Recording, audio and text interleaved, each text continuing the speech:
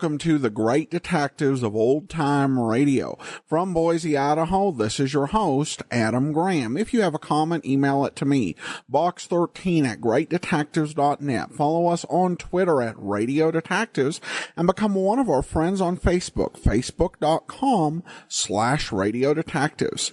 Well, before we do get started, I do want to say our listener support campaign continues, and you can support the show on a one-time basis, support.greatdetectives.net, but our focus is on our Patreon campaign, and we appreciate everyone who's becoming an ongoing partner and supporter of the program, helping us to reach our goal of getting to $600 to set a summer program in place that'll be full-length and decided by our listeners, as well as our goal of $800 a month, which will get us an upgraded server. We're also getting tantalizingly close to 100 Patreon supporters, and we welcome your support in that goal. I want to thank Michael for becoming a Patreon supporter at the rookie level of $2 a month, and Amy for becoming a Patreon supporter at the Shamus level of $4 or more per month. Full list of levels is over at patreon.greatdetectives.net. And that puts us up to 91 Patreon supporters. So we're only 9 away from 100, and we're less than $15 a month away from hitting that $600 a month goal. So I do encourage you to go over to patreon.greatdetectives.net. Now it's time for today's episode of Dragnet, the original air date, August the 30th of 1951. And the title is The Big Crazy. The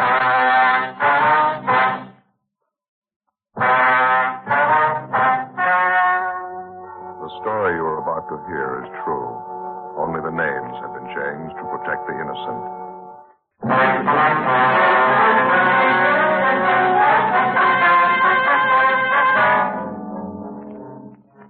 You're a detective sergeant. You're assigned the homicide detail. A 30-year-old woman is missing. 3 months pass before her disappearance is reported. There's not a trace of the woman. No lead to her whereabouts. Your job? Find her.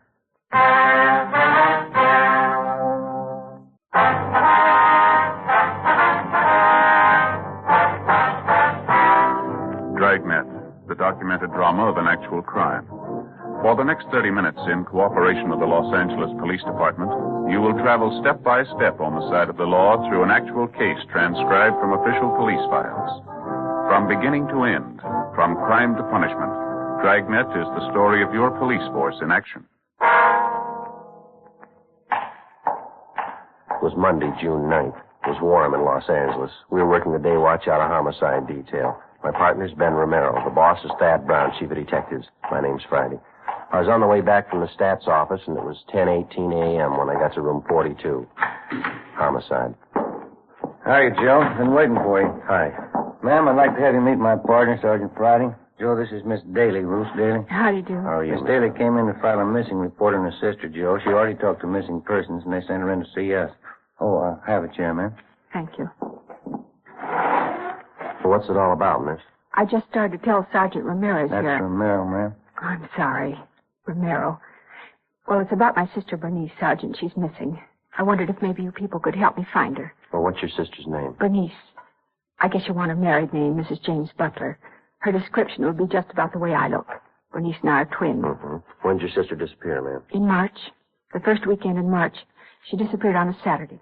Well, that's 3 months ago, Miss Daly. How is it this wasn't reported sooner? Well, as a matter of fact, I halfway expected her husband to report it. I talked to him about it when Bernice was gone 2 weeks. He didn't seem too worried. Is there any reason for him not to worry? Well, there isn't a way. You see, Bernice has gone off before, about a year ago. She picked up and went to Arizona without telling anybody. When she came back, she said she just wanted to get away for a while. She didn't want to be around here. Well, how long did she stay away that time? Almost a month. Well, how about your sister's married life? She get along with her husband all right? Well, first 5 years they were married, it worked all right. Then it sort of turned sour. I don't know what happened. They used to be happy. Well, what was the trouble, do you know? That's the funny part. I don't. Wouldn't even know who to blame for it, Jimmy or Bernice. Both of them started drinking a lot, pretty heavy. Seemed to me around that time Jimmy began to get a little funny. I see. Has he ever been violent towards your sister, Miss Daly? I mean, has he struck her or anything like that? Oh, no. Really, Jimmy's kind of a milquetoast character. Timid, skinny, most of the time afraid to say boo. Yesterday I went over to the house to visit Jimmy. I tried to make conversation. He just sat in his chair reading a book. Every time I'd mention Bernice, he'd kind of look up and growl at me. Mm-hmm. I got sick of it. I put on my coat and started for the door. He followed me. Mm-hmm. Did you say anything at all? Yes. When I opened the door, I turned around to say goodbye. Yeah? He had this real horrible look on his face. He said it right out loud, plain as day. What's that? He said, "You'd be surprised if I killed her, wouldn't you? You'd be surprised." 10:40 a.m. We finished taking a complete statement from Ruth Daly regarding the disappearance of her married sister, Bernice Butler. Before she left, we got the business address of her brother-in-law. A broadcast and a missing bulletin was gotten out, and then Ben and I drove across town to have a talk with the husband of the missing woman, James Butler. We located him at work in a job printing shop on South Vermont, where he was employed as a journeyman printer. He was in his early 30s, thin, blonde hair, light complexion, about 5'7", 125 pounds. He wore a pair of rimless glasses. Ben and I introduced ourselves and began to interview him. He was close-mouthed and not too cooperative. He seemed to resent every question we asked him. While we talked, he worked over a paper-cutting machine. You'll have to admit it's a little out of the ordinary, Mr. Butler. Your wife missing 3 months and you acting like she's been gone 3 hours. Did you hear me, Butler? I heard you. Well, what about it? Just a minute.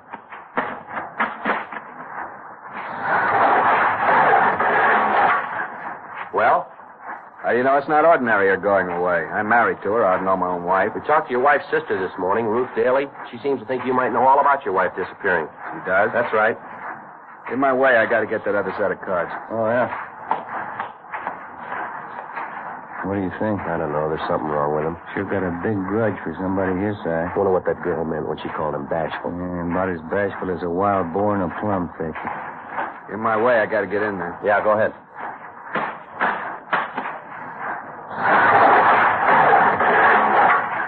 I haven't got any spare time to talk. I have to get this order out. It'll only take a few minutes if you'll be good enough to cooperate. I haven't got the time, that's all. It's almost your lunch hour, isn't it? Suppose we can talk then? Got no time then either. Why don't you talk to Ruth? She seems to know it all. Now, listen, that's about enough of this, mister. We ask you civil questions, we expect civil answers. If you think this isn't important, change your mind. Your wife's been gone for 3 months. Nobody's seen or heard from her, and it's our job to check it. Now, you can talk to us here or downtown. You take your pick. Have to finish up this batch first. We can talk out in the alley and back. I want everybody knowing my business. That's fine with us. You do what you have to do. We'll wait for you. Sure is aching for an argument, huh? Yeah, I wonder what his big trouble is. Maybe a hangover. Looks a little used up. Yeah, could be. If he had something to do with his wife's disappearing, you'd think he'd try to cover it. But he's acting. He doesn't seem to care what we think. Well, let's see what kind of a story he's got. Okay, it's this way, out the back. Well, go ahead. Yeah, what's the big deal? You ever been arrested, Butler? Nope. Almost a couple of times. They couldn't get me. What kind of trouble were you in? They said they didn't get me. I'm not going to put myself in hot water. We'd like to find out how your wife was before she disappeared. You know of any reason why she'd go off the way she did? Any reason why she'd stay away 3 months without any word? No, I don't know any reason. Well, how about your relatives, your friends? You checked to see if she might be with one of them? They'd call if she was. You never checked with them? No. I think Ruth did. You have any big arguments with your wife, Butler? Around the time she disappeared, I mean? We had them all the time. She bothered me. She was too fresh. I beat it out of her. That's so. You got to. Give him a little freedom and think he can take over. Nag him, tell you what to do, what not to do. Sick of it. We'd like a straight answer here, Butler. Did you want your wife out of the way? What do you mean by that? I mean, do you know why she's missing? Could be a lot of reasons. Might know one. Did you kill your wife, Butler? It'd be silly to tell you that, wouldn't it? Yeah. Did you kill her? Only one way I'll say yes to that. Yeah? When you prove it. Well, it wasn't easy to understand. From the way it started, our interview with James Butler would get us nothing. We had no evidence against him, nothing to indicate definitely that his wife had met foul play, nothing but a suspicious remark he was supposed to have made to his sister-in-law, Ruth Daly. But once we'd left the print shop and got out in the back alley where he couldn't be overheard, he was full of information. Besides telling us that he'd beat his wife, Butler also admitted that he'd threatened her life on several occasions, twice in the presence of friends. He seemed to take some kind of a peculiar pride in admitting how violent he'd been with his wife. Ben and I took him downtown, questioned him further, and listened to him talk. He made veiled hints that he'd been involved in various criminal activities in this country and also in Europe, that he was a close friend with a half a dozen notorious underworld gang leaders, that he was ruthless and clever enough to dispose of his wife if he wanted to and still avoid prosecution. While we were talking, Ben had James Butler's name and description double-checked through the Record Bureau files. There was no previous criminal record listed for him. As far as we knew, at no time had he even been held under suspicion in a criminal investigation. The next day, together with Brian and Lopez from Homicide, Ben and I made the rounds of Mr. and Miss Butler's friends, relatives, and neighbors. 4:25 p.m. We got back to the office. Oh, hi, Lopez. Hi, Ben, Joe. What's doing? Nothing great. How'd you two make out? Yeah, it's a funny setup to me. I'd say the guy's a phony. Everybody we talk to, everybody who knows Butler, they all say the same thing. What's that? Guy's afraid of his own shadow. He's a milquetoast. Nothing to him. And what'd you get? Oh, about the same. Every housewife around the neighborhood out where they live, they all told us the same thing. The guy's a henpecked husband. His wife laid down the laws, and he follows them. Psycho case, huh? Must be. Don't know how else to explain it. Every time I asked one of their friends if Butler beat up his wife, they laughed in my face. Said he wouldn't even dare cash his check on payday. Had to bring it home. If anybody got beat up, it must have been him. Yeah, he sure tells a great story. He can make you believe he was a bluebeard. Did you get any different answers at all, Lopez? Yeah, one maybe. Yeah, let me take a look. Yeah, let's see. Yeah, here. Mrs. Irene Brady. She's an aunt of Mrs. Butler. Uh-huh. She said the same thing about Butler, about him being a real mouse and all. And she told us about the dizzy things he'd been doing the last couple of years. Yeah, what was that? Well, 4 or 5 times she said he just went out looking for trouble, go in a neighborhood bar and insult some big stevedore, or he'd get his face pushed in. He always picked big guys. Didn't seem to mind getting beat up as long as he could insult them. Yeah, not much doubt, I guess. The guy's ready for the nut for him. Well, apparently he's got a big beef with people who push him around. Maybe he figured if he could take care of just one of those people, he could even up the score. How do you mean, Joe? Well, Mrs. Butler, the wife, she's probably the one who gave him the worst time. If he's a little bit off mentally, that'd make him capable of murder, wouldn't it? Could be, yeah. Maybe the wife poured it on real strong, drove him to it. Crazy as a coot, that guy. Too many movies, mystery books. Oh, I got him. Homicide, Romero. Oh, yes, ma'am. How's that? When was that? Yes, ma'am. Yes, as soon as we can. Bye. That does it. What's that? That was his sister-in-law, Ruth Daly. Just told me she's positive Butler murdered his wife. What makes you think so? Number one, she says Butler told her so. He admitted it to her last night. Well, it doesn't hold any more water than the rest of his stories. I don't know. The Daly girl says she's positive she's got the evidence to prove it. What's that? A murder weapon. Bloodstains all over it. 4:45 p.m. Ben and I got in the car and drove out to the home of Mr. and Mrs. Butler, where we found the missing woman's sister waiting for us on the front stairs. She told us she'd been doing some kind of checking of her own through the house that afternoon. In going over the attic, she said she'd found a claw hammer hidden under a loose board in the attic floor. She said the hammer was covered with what appeared to be dry blood stains. She took us inside, up the stairs, to the attic. Careful of the steps, officers. It's an old house getting ready to fall apart. Yeah. Watch your step here, Joe. Yeah, I'm all right. Go ahead.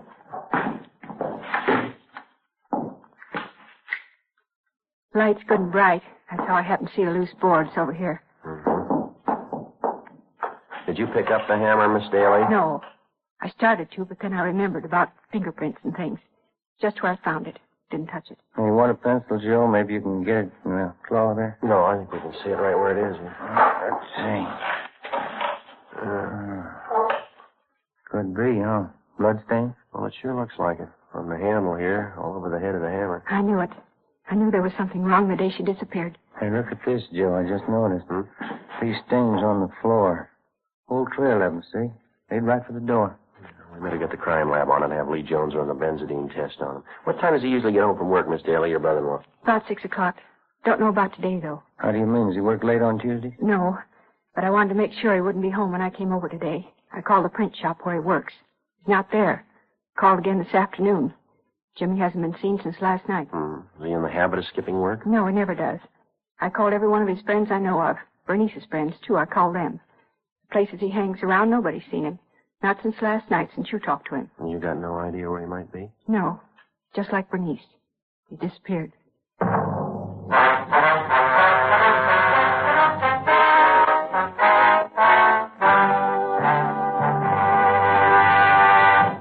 You're in the statistician's office of the Metropolitan Police Department. Have you You made the run on this one. WMA, 5'7", 160 pounds. Suspect is left-handed, operates on foot. We punched up the map to the cards in the machine. We'll make the run now. Okay, fine. There are many suspects to choose from. You're looking for one.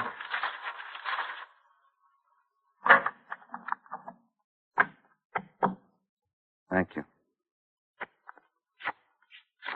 Yeah, this is the one we want. Tuesday, June 10th, 5:20 p.m. Ben got on the phone and called around town to check further on the whereabouts of James Butler, the husband of the missing woman. No luck. We called the office, and they got out a broadcast and an APB on Butler. We drove downtown to the crime lab, gave him the claw hammer that we found in the Butler's attic, and asked him to run a benzidine test on the stains. We'd also made arrangements for Lee Jones to run similar tests on the stains we'd found on the floor of the attic. 3 days passed. Butler was gone. There was no sign of him. The search was intensified. Another 3 days went by. Monday, June 16th, we got an answer on the APB. A phone call from the chief of police in Tulare, California. Yeah, James Michael Butler, WMA, 33 years, 5'7", 128 pounds. Blonde hair, wild one. What'd he do? Well, shouting all over the place, couldn't do anything with him. Uh-huh. Keeps telling everybody how smart he is. Yeah? Says he killed his wife, but nobody's ever going to find out. James Butler was returned to Los Angeles, where he underwent further interrogation in addition to a psychiatric test. The test showed that he was definitely abnormal, but he was still judged mentally competent. The crime lab's tests on the bloodstains found on the hammer and on the floor of the attic in the Butler's home revealed that the stains were made by animal blood, not human. We questioned Butler about it, but we failed to get him to even admit he knew anything about the stains. He was released from custody, but he was kept under surveillance. A week passed. 2 weeks. Nothing developed. Still no sign of the missing woman, Bernice Butler. Still no definite sign of foul play in connection with her disappearance. No definite sign that her husband was criminally involved in any way. Considering all the angles of the case, we were still inclined to figure that he fitted in somewhere. He had some direct hand in his wife's disappearance. We stayed on it. Nothing happened. On June 26th, the twin sister of the missing woman, Ruth Daly, met Ben and I at the office and laid out a plan she had in mind. She insisted we try it. You mean you want to work on his emotional nature and try to get some kind of an admission out of him? Is that the whole idea? That's it, Sergeant. I know what a nut he is about being dramatic. I know it'll work. Well, it's possible, yeah. How do you figure to set it up? It won't be very hard. For one thing, you know, my sister Bernice and I look quite a bit alike. People always take us for one another. Yeah. You can get Jimmy out of the house at night for some reason or other. I'll slip in and go upstairs and put on one of the dresses Bernice used to wear all the time. Mm-hmm. I'll sit there in the upstairs bedroom with just the hall light on. Just enough light so he can see me when you bring him upstairs. I'll even bring over Bernice's pet cat she had, Siamese. He always hated the cat. I don't know, ma'am. I'm not quite sure about it. Well, it might be worth a chance. It's not too orthodox, but maybe it'll work. If I know Jimmy, it'll work, Sergeant. If you can just warm him up to it ahead of time before you bring him upstairs. When he sees me sitting in that room with a cat, I know he'll think it's Bernice. We're bound to get some kind of reaction. That's better than we're doing. Yeah, Ben, what do you think? Sounds like a movie script. I don't know. It's like she says, I guess. We're bound to get a reaction. I know it'll work. I'm sure of it. Joe? All right, let's give it a try. The following night, a few minutes before 8 o'clock, Ben and I got James Butler away from his house on the pretext of taking him downtown for further interrogation.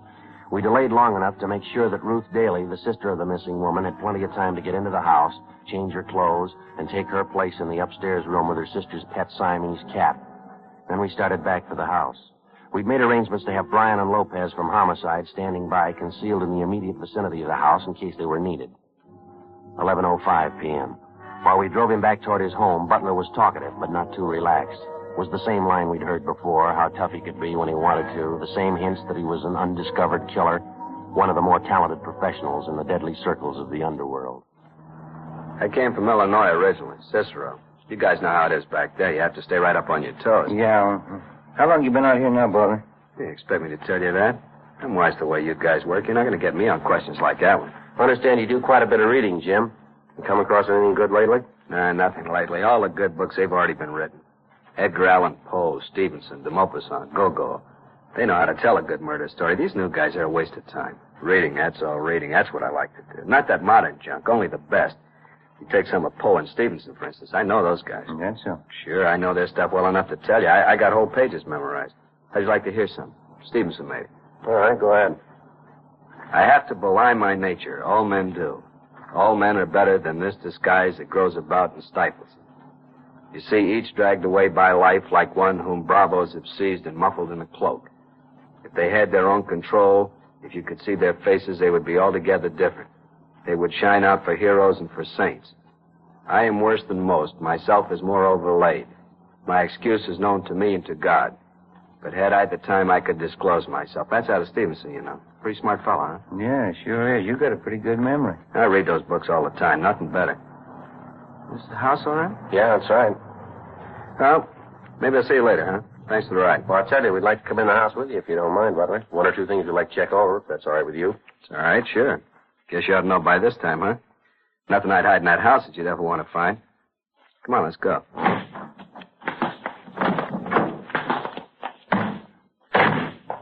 Sure dark out, isn't it? A little bit chilly. Yeah.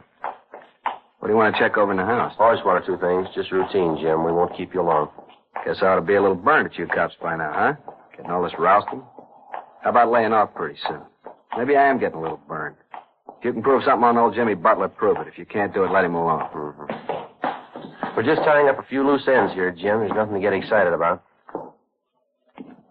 What's the matter? You get your front door key? I got it. My business, you learn not to forget anything. Can't afford to forget.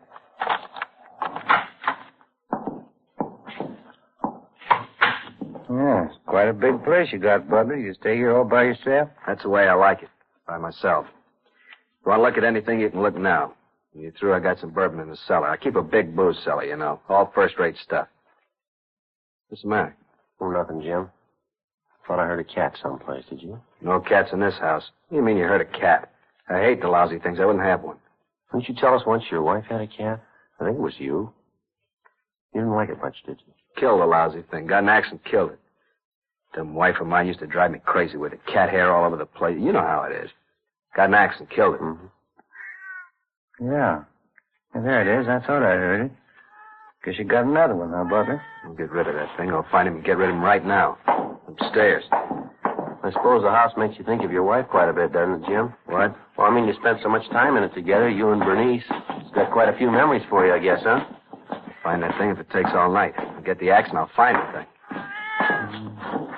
It's up here, all right. Maybe down the hall there. Bernice's room. She had the cat. What's it doing here? There's no reason for it. Could have wandered back in. Can't we get more light in this hallway? I can't see anything. Cat could be anywhere. What's it doing here alone? The cat was always with Bernice, never left her. Oh, sounds to me like it's just around here, maybe through that door there. You think? It's Bernice's room. I killed the lousy cat. He couldn't be in there. Oh, might be it's just a cat out in the streets now, in the side alley, maybe, huh? Mm-hmm. Probably not even in the house. Take a look in the room here.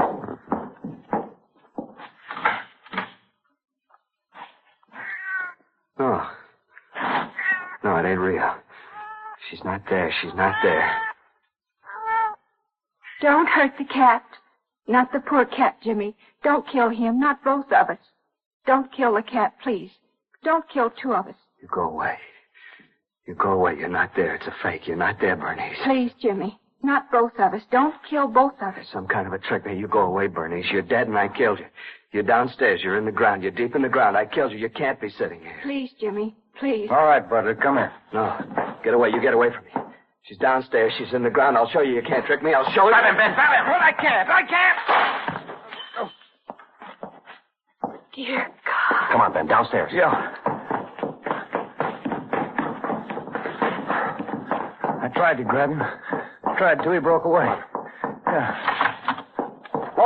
Lopey. Here, Joe. Here. Did you see it, Lopey? Yeah. Good drop from the window. He came fast. Yeah. Not too pretty, huh? Must be something, huh? How about getting the doctor?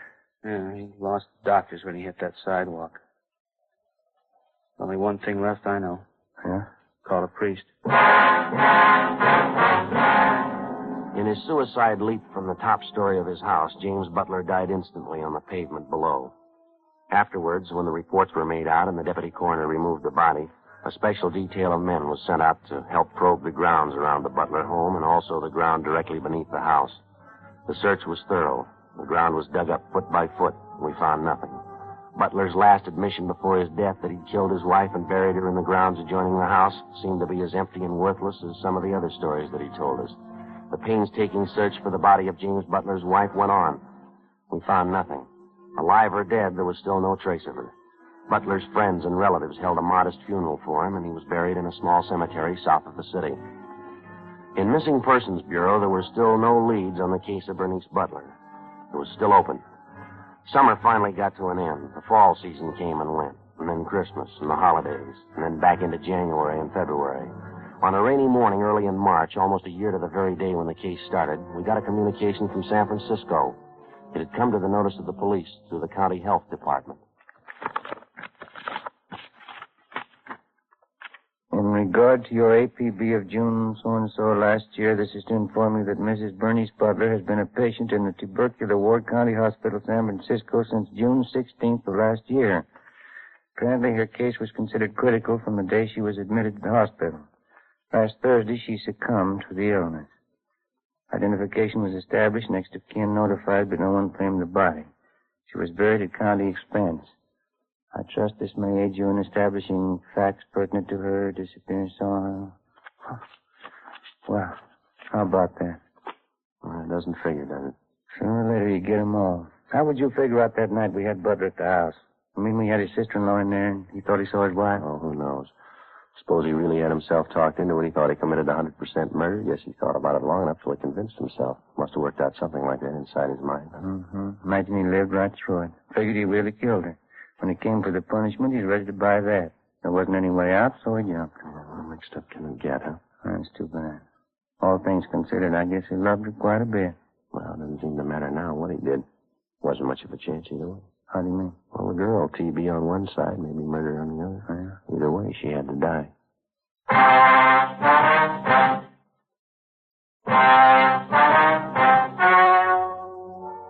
The story you have just heard was true.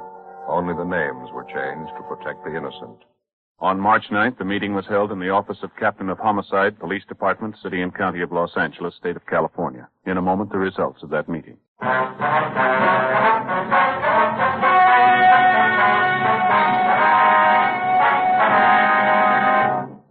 After locating Mrs. Bernice Butler in the tubercular ward in San Francisco County Hospital, final disposition was made of her case. Her late husband, James Butler, was cleared of any connection with her disappearance. You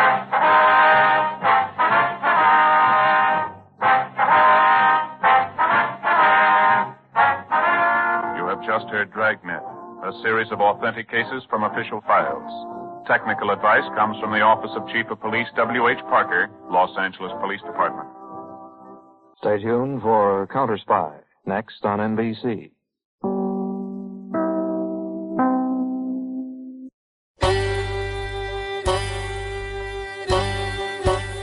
Hi, this is Andrew from OTRWesterns.com. I wanted to invite you to come take a look at our site. We stream live OTR Westerns 24 hours a day, 7 days a week, along with putting out podcasts of old-time radio westerns. Check us out at OTRWesterns.com. You're listening to The Great Detectives of Old Time Radio with Adam Graham. Now let's get back into the show.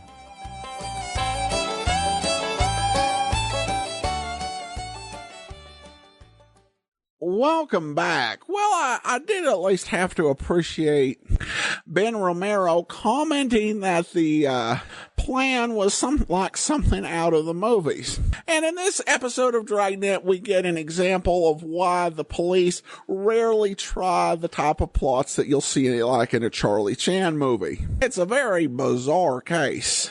Now we turn to listener comments and feedback, and a message from Samantha, who writes, been an avid listener for years. Wish these would make a comeback.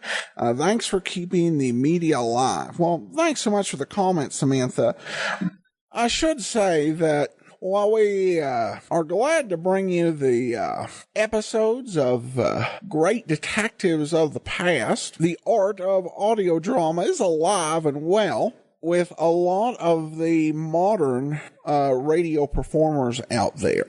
People like Jerry Robbins and the Colonial Radio Theater of the Air in Boston, or Jim French Productions in Seattle, or Big Finish in the United Kingdom, and of course BBC Radio 4. That's one of the things I do like about the listener support campaign, and why I do so many of these radio premiums, so that we can not only support the Great Detectives program and bringing you the programs from the past, but also let you hear some of the new radio drama that's being produced. And I like to highlight some that I really consider to be very good. And I hope that people who get a radio drama through one of our listener support specials might even find a series or a company that they're a fan of for years to come. All right, well, that'll actually do it for today. Our listener support campaign continues. Remember, Patreon campaign, patreon.greatdetectives.net. We're only 9 Patreon supporters away from having 100, and you can become one of them over at patreon.greatdetectives.net.